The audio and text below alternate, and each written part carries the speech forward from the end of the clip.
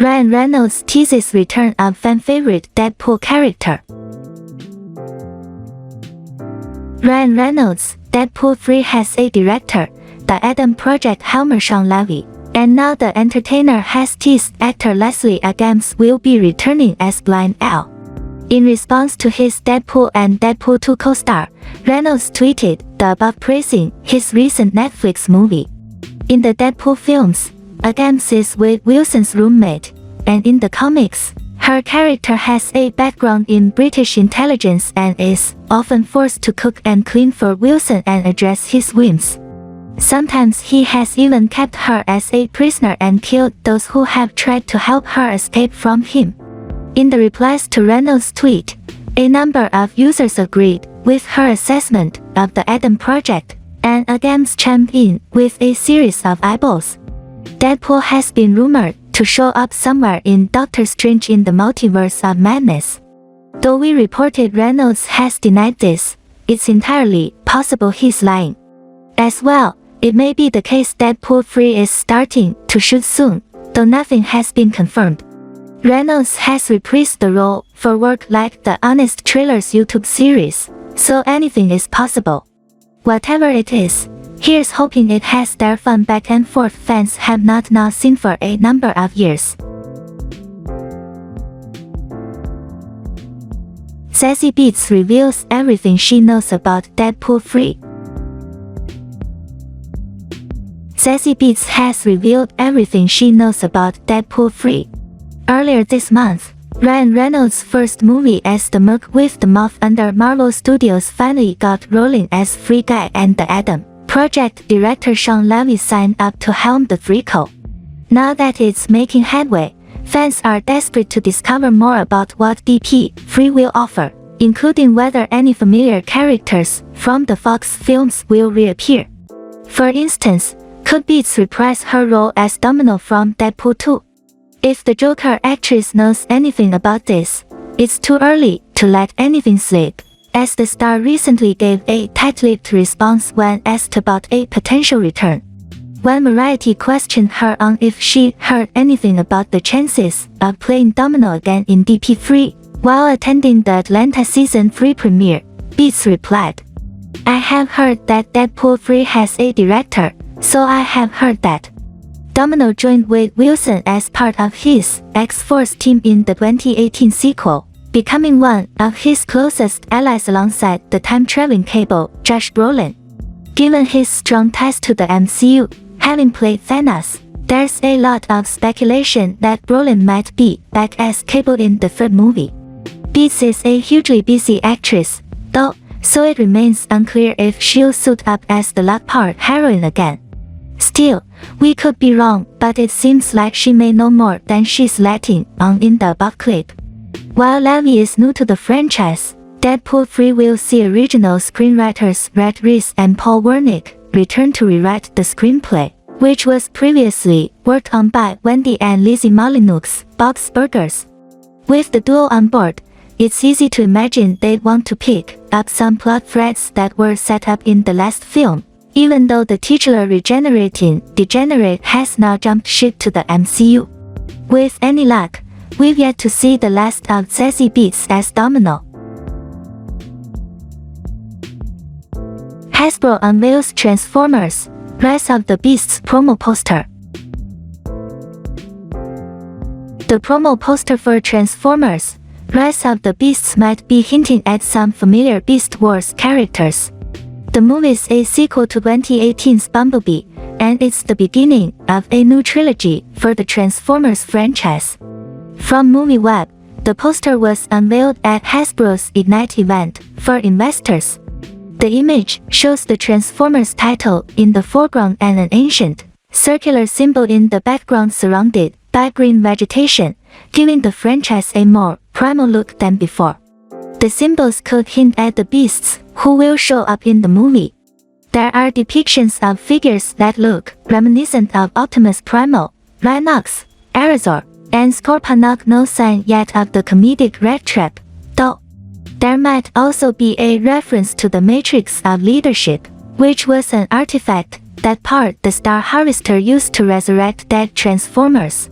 At the event, Vice President for Global Franchise Strategy and Management Jenny Whitlock revealed the poster and spoke about the vision of the film. "We're partnering with Ewan, Paramount, and a visionary new director to bring to life a Transformers story like you've never seen.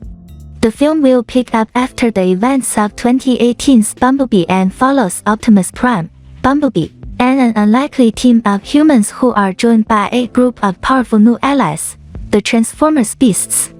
The introduction of Beast characters will be a significant moment for all, from kids to core fans, and especially those who grew up with Beast Wars in the 90s. Transformers: Rise of the Beasts raises the stakes and set us up for what's to come over the next few years in our film franchise. Beast Wars first premiered in 1996, and follows Transformers who land on a prehistoric planet and transform into beasts to compensate for the powerful energon that's present. Two sides are at war, Optimus Primal's Maximals vs. Megatron's Predacons, as they battle for supremacy and discover mysteries all over the planet. The movie stars Anthony Ramos Hamilton as Noah, an ex-military electronics expert, Dominic Fishback Judas and the Black Messiah as Elena, a researcher who works for a museum, and the iconic Peter Cullen will be back to voice Optimus Prime. Transformers: Rise of the Beasts rolls into theaters June 9th. Here's everything we know about Marvel's new Nova project. The MCU is finally going Nova. Earlier in March, a new production listing for an untitled Marvel space project to be produced by Marvel Studios appeared in Production Weekly. Speculation that it might revolve around Marvel's teenage spaceman superhero Nova was confirmed shortly afterward by Deadline. Nova, originally conceived in the Marvel Comics universe as a cross between star-spanning heroes like Captain Marvel and Adam Warlock with the teenage angst, fish-out-of-water characteristics of Peter Parker, was a favorite of 1970s comic readers and later went on to be embraced by a new generation of fans when he joined the Marvel Teenage Super Group The New Warriors. Although there's been no hard call on whether Nova will immediately jump into the big leagues with a cinematic debut or start off in the Disney Plus farm team as a series, it's likely that the character will start off with an eponymous series on Disney Plus, as that seems to be an increasingly popular trend with the introduction of newer Marvel characters.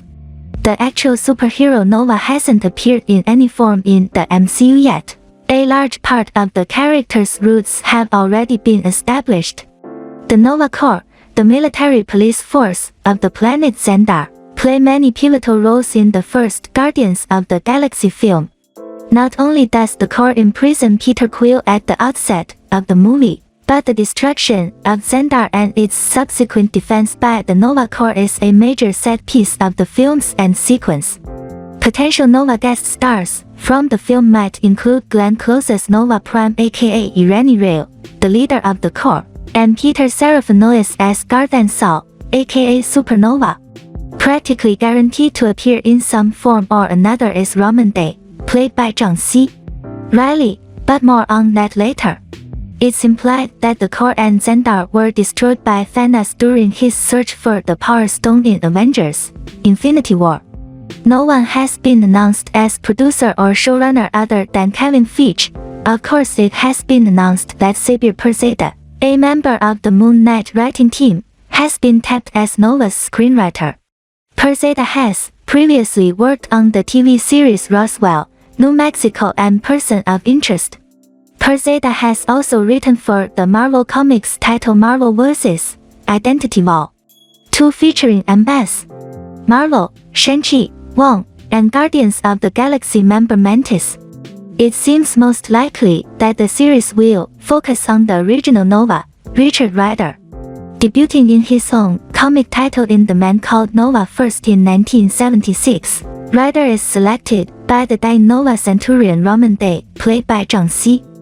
Riley in the MCU and given a uniform that grants him access to the Nova Force, granting him superhuman strength and durability as well as the ability to fly and absorb energy directed against him, which he can then release as a power pulse.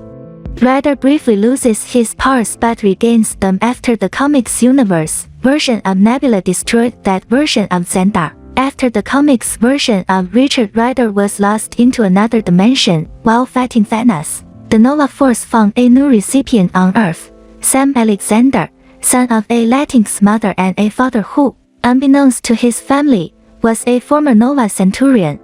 Sam is alerted to his superhero destiny by Guardians Gamora and Rocket Raccoon, going on to fight a manifestation of Dark Phoenix before joining up with the New Warriors like his predecessor. Although Rider is the longest-running Nova, it may be that aspects of the two different Novas will be combined in an amalgam unique to the MCU. The New Warriors has been a popular Marvel Comics franchise since the 1980s. Although the group has appeared in some of Marvel's animated series and was even considered for a sitcom developed by Marvel and ABC, later shelved, the group currently has no footprint in the MCU. Nova could potentially run point for a group series that could include Speedball, Night Thrasher, Firestar, Marvel Ball, and Namorita, none of whom have appeared in the franchise yet, although Namorita's cousin, Namor, is set to debut in Black Panther: Wakanda Forever, if not sooner. Okay, stay tuned to our channel. I'll be providing you with up-to-date reliable movie news. Enjoy!